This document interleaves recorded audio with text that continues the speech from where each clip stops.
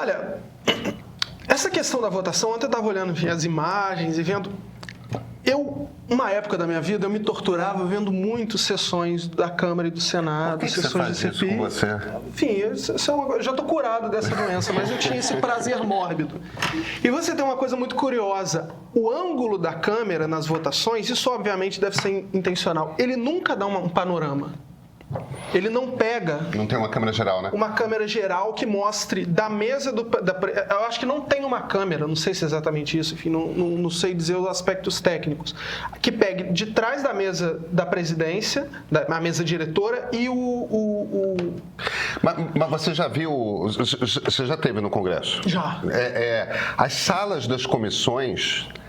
A mesa diretora, ela fica meio que colada na parede, sim, né? Sim. Então você precisaria ter uma grande angular, muito grande angular, um olho de peixe quase para botar uma câmerazinha ali atrás, vendo tudo. Tipo, tem um problema óptico mesmo, ia ser uma imagem esquisita, inclusive. Então eu acho que mesmo que se recupere as imagens da Câmara, as imagens oficiais, né, da TV Senado, eu não sei se é possível...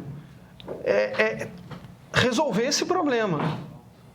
Não sei mesmo. Agora, ao mesmo tempo, é uma votação simbólica, né? A coisa aqueles que são a favor permaneçam como estão, aprovados, é muito rápido, é uma coisa muito rápida, é quase... é um discurso em seguida, o presidente não dá um respiro e espera que as pessoas se movimentem, né? Porque as pessoas já vão se levantando, aqueles que vão votar contra. Então, eu acho que nesse caso,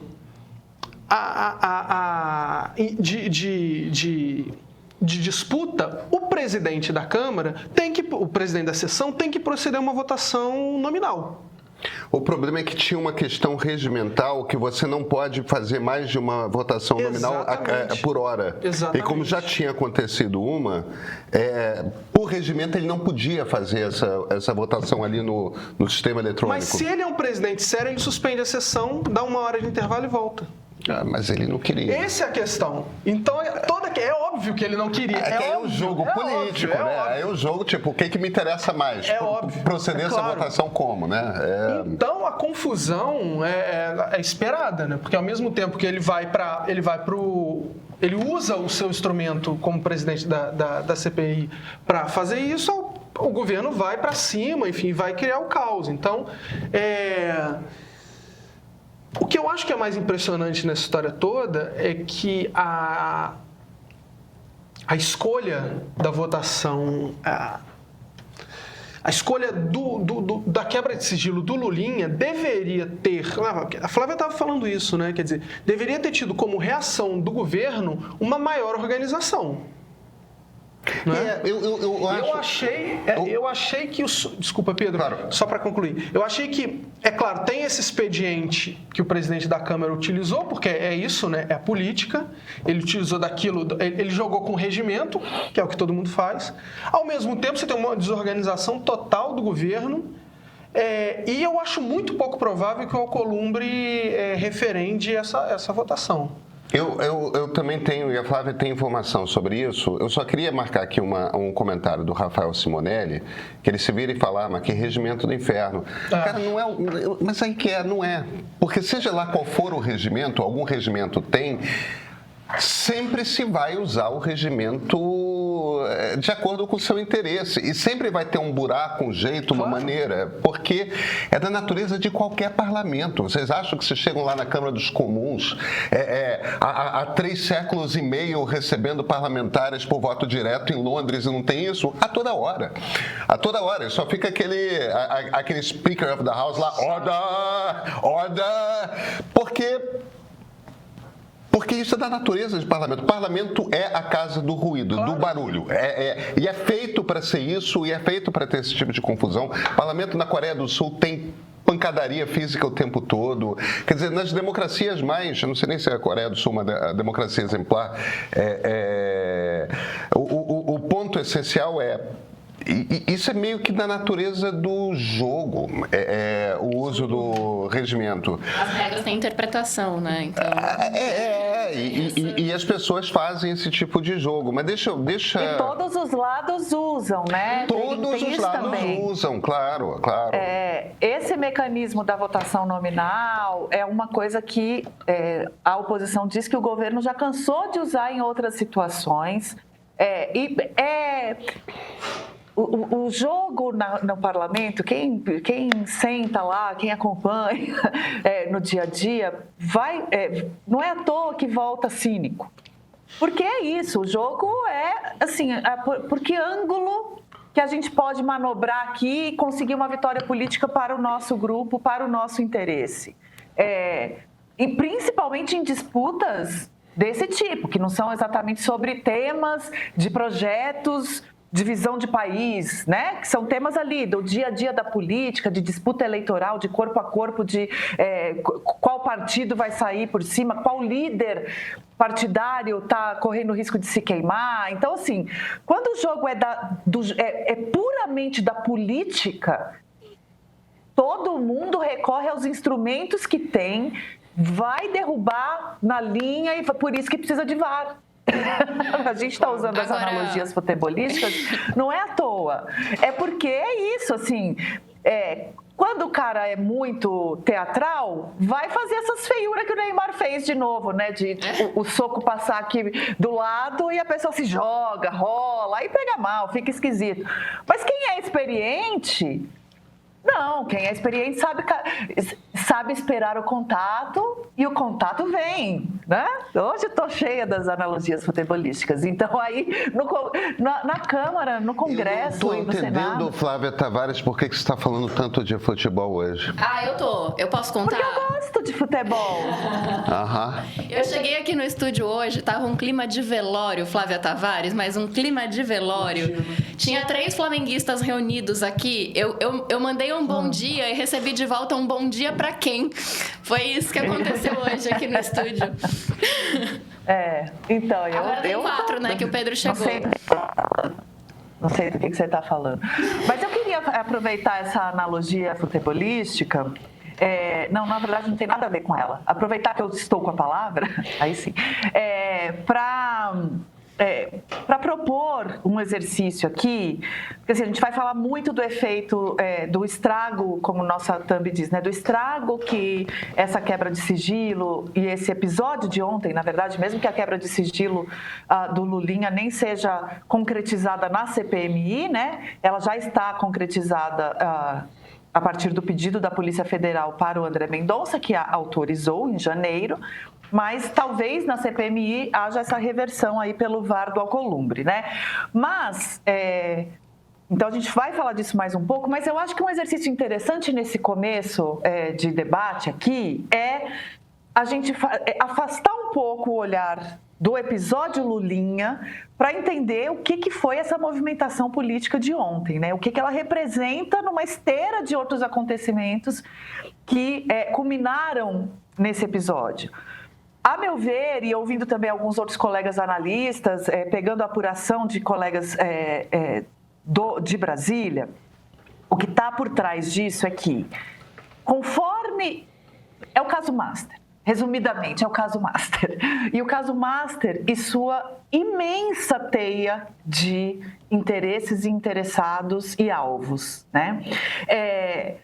A partir do momento em que André Mendonça assume essa relatoria do caso no Supremo Tribunal Federal e que a gente teve acesso ao conteúdo do bate-papo que rolou naquela reunião que vazou, não é mesmo? Uma coisa ficou bastante clara. Há uma disposição do André Mendonça e da maioria dos ministros do Supremo, com a exceção honrosa de Carmen Lúcia e Edson Fachin, de tentar, ao menos, até onde der, proteger os ministros. Então, o que o André Mendonça faz? Ele desfaz as medidas do Toffoli, no caso, muitas delas, destrava um monte de coisa que estava travada, que o Toffoli tinha, no mínimo, para ser assim, bastante suave, no mínimo, sentado em cima, né? E movimenta essa apuração. Isso destrava também muitos movimentos políticos de autopreservação, de autoproteção, de combinar, de operação para abafar e etc. O que ao mesmo tempo o Toffoli fez ontem? Nos últimos dias. Ele devolveu para a Polícia Federal o poder de investigar, tirou os homens de confiança do Toffoli, dos peritos, né? O Mendonça fez isso. Eu falei errado? Falou Toffoli. Não, tudo bem. O Mendonça fez isso. Desculpa.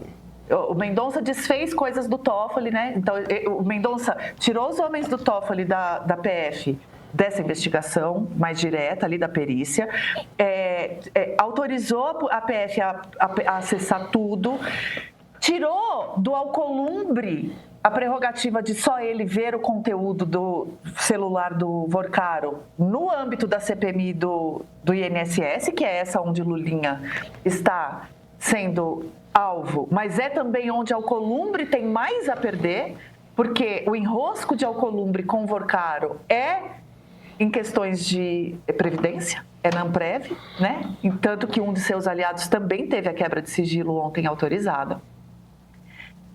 E o Mendonça também deixou o COAF voltar a atuar. Quem tinha impedido a atuação do COAF lá em 2019, a atuação mais ampla, né, do COAF, lá em 2019, tinha sido o Toffoli, inclusive livrando Flávio Bolsonaro de dezenas de investigações de rachadinha. Eu estou fazendo todo esse contexto para chegar ao Lulinha, tá, gente? Eu sei que parece que eu estou indo longe demais, mas é porque a gente fazendo esse zoom out, a gente vai ver um monte de interesses intercalados. Pois, ao fazer tudo isso, o Mendonça colocou o foco da investigação nos políticos. Porque uma outra coisa que o Mendonça fez ontem foi livrar os irmãos Toffoli de ter que depor na CPI do crime organizado. Tudo parte das mesmas decisões ali. Gente, a gente pode vir a descobrir que o Lulinha está encrencado numa medida absurda. Agora, hoje, com o que se sabe, os irmãos do Toffoli têm muito mais evidências de envolvimento com o Banco Master do que o Lulinha até este momento. E os irmãos do Toffoli foram autorizados a não ir sequer depor, né? Então, protege-se o Toffoli em alguma medida, entrega-se a investigação para a polícia avançar, principalmente sobre o Congresso. E aí, gente, é ano também eleitoral. CPI é instrumento de achaque e de defesa. É instrumento de quem sabe operar o Congresso para, eu deixo tal coisa avançar para te provar que quem está com o poder neste momento sou eu. Agora, se você me oferecer qualquer outra coisa em troca, a gente revê aí. Ontem, o que aconteceu foi que o grupo bolsonarista da CPMI e do Congresso se articulou melhor do que o grupo do governo e conseguiu fazer avançar essa questão. O Carlos Viana é do Podemos, mas é bolsonarista. O Alberto Gaspar, que é o relator da CPMI, é do União Brasil, partido do Alcolumbre, mas é mais bolsonarista do que Alcolumbre, bem mais, é do grupo de Bolsonaro. Então, para eles, é ouro poder fazer essa coisa do Lulinha avançar. Eu estou fazendo a análise puramente política aqui, tá, gente? Eu não estou falando se o Lulinha tem mesmo que ser preso, investigado. Eu estou falando do jogo político, do cálculo de botar ele no alvo. O Centrão mostra as cartas. O União Brasil e o PP votaram contra a quebra de sigilo do Lulinha. Contra.